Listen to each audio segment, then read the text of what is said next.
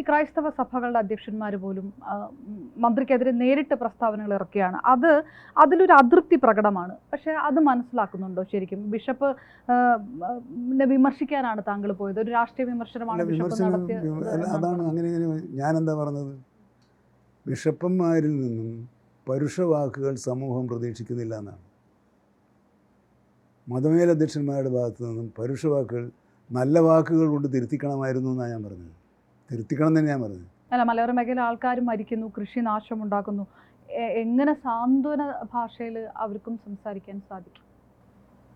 അവർ നമ്മളോട് സംസാരിക്കുന്നത് നമ്മൾ പ്രതീക്ഷിക്കുന്നത്, അവരിൽ നിന്നാണ് പ്രതീക്ഷിക്കുന്നത്. ഒരു രാഷ്ട്രീയ പ്രവർത്തകൻ മുഷ്ടി ചുരുട്ടി തെരുവിൽ നിന്ന് മുദ്രാവാക്യം വിളിക്കുന്നത് പോലെ ആണോ ഇത്തരം സമൂഹത്തിലെ വലിയ മഹനീയ സ്ഥാനങ്ങൾ വഹിക്കുന്നവരിൽ നിന്ന് നമ്മൾ പ്രതീക്ഷിക്കുന്നത്? നമ്മൾ നല്ല വാക്കുകൾ കൊണ്ട് തിരുത്തിക്കാലോ. അത് അവരെ പ്രകോപിപ്പിച്ചില്ലേ? പക്ഷേ അല്ല, ബിഷപ്പുമാർ അതിനുശേഷവും മന്ത്രിക്കെതിരെ വിമർശനങ്ങൾ നടത്തി. അതായത് അവരെ പ്രകോപിപ്പിച്ചില്ലേ താങ്കളുടെ? അയ്യോ, അവർ പ്രകോപിപ്പിച്ചിട്ടൊന്നുമില്ല. അവർ ആ സ്റ്റാൻഡിൽ നിന്ന് അവർ മാറിയില്ല.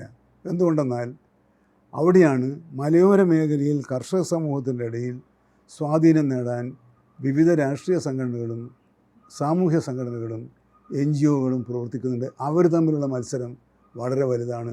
ആ മത്സരത്തിൽ അവർ ഞാനാണ് കേമൻ എന്ന് തെളിയിക്കാൻ ശ്രമിക്കുകയാണ്. എന്നിട്ട് എന്താ വരുന്നത്?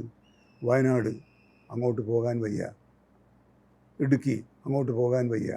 സ്റ്റേറ്റിൻ്റെ പൊതു താല്പര്യങ്ങൾക്ക് ഹാനികരമായ വിധത്തിലുള്ള ഒരു അന്തരീക്ഷം സൃഷ്ടിക്കുന്നതിലേക്ക് കാര്യങ്ങൾ എത്തുന്നതിനുള്ള ഉത്കണ്ഠയാണ് ഞാൻ പറഞ്ഞത്.